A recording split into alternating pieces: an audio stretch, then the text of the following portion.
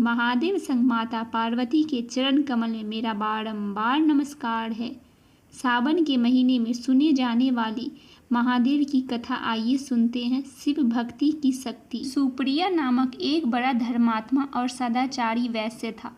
वह भगवान शिव का अनन्य भक्त था। वह निरंतर उनकी आराधना, पूजन और ध्यान में तल्लीन रहता था। अपने सारे काम वह भगवान शिव को अर्पित करके ही करता था। मन, वचन, कर्म से वह पूर्णतः शिव में तल्लीन रहता था। उनकी इस शिव भक्ति से दारुक नामक एक राक्षस बहुत क्रोध रहता था। उसे भगवान शिव की पूजा किसी प्रकार भी अच्छी नहीं लगती थी।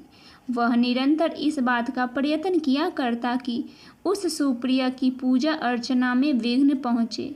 एक बार सुप्रिया नौका पर सवार होकर कहीं जा रहा था। उस दुष्ट राक्षस ने दारुक ने यह उपयुक्त अवसर देखकर उस नौका पर आक्रमण कर दिया। उसने नौका में सवार सभी यात्रियों को पकड़कर अपनी राजधानी में ले जाकर कैद कर दिया। सुप्रिया कारागार में भी अपने नित्य नियमित के अनुसार भगवान शिव की पूजा कर रहा था। अन्य बंदी यात्रियों को भी वह शिव भक्ति की प्रेरणा देने लगा। दारुक ने जब अपने सेवकों से सुप्रिया के विषय में यह समाचार सुना, तब वह अत्यंत क्रोध होकर उस कारागार में आ पहुंचा। सुप्रिया उस समय भगवान शिव के चरणों में ध्यान लगाए हुए दोनों आंखें बंद किए बैठा था।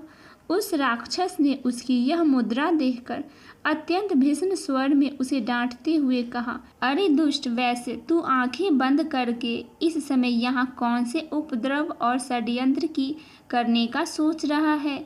उसके यह कहने पर भी धर्मात्मा शिव भक्त सुप्रिया वैश्य की समाधि भंग नहीं हुई।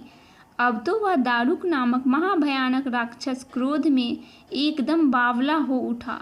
उसने तत्काल अपने अनुचर राक्षसों को सुप्रिया वैश्य तथा अन्य सभी बंदियों को मार डालने का आदेश दे दिया। सुप्रिया उसके इस आदेश से जरा भी विचलित और भयभीत नहीं हुआ। वह एक निष्ठ भाव और एकाग्र मन से अपनी और अन्य बंदियों की मुक्ति के लिए भगवान शिव को पुकारने लगा।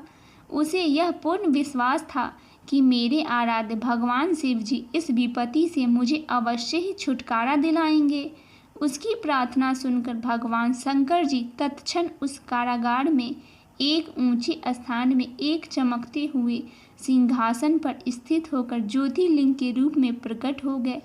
उन्होंने इस प्रकार सुप्रिया को दर्शन देकर उसे अपना पाशुपत अस्त्र भी प्रदान किया। उस अस्त्र से राक्षस दारुक तथा उसके सहायकों का वध करके सुप्रिया शिव धाम को चला गया।